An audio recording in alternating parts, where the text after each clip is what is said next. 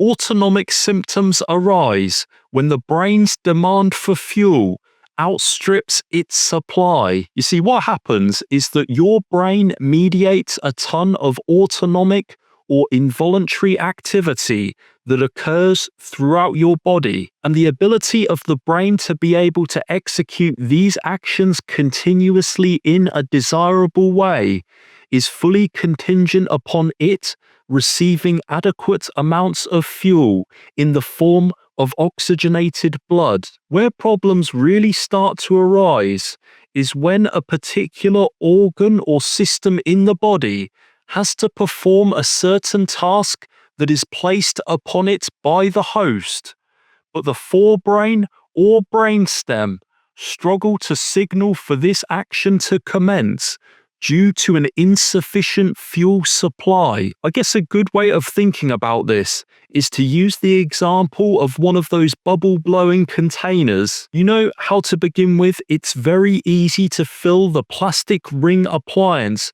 with soap so that you can blow a nice big bubble. However, as the volume of soap in the container decreases, the difficulty to blow big bubbles increases, because the liquid required to cover the plastic rim becomes less available. And as a result, you end up either blowing tiny bubbles or no bubbles whatsoever. Now, when it comes to autonomic function within the human body, you have to understand that every system works so perfectly in concert with one another.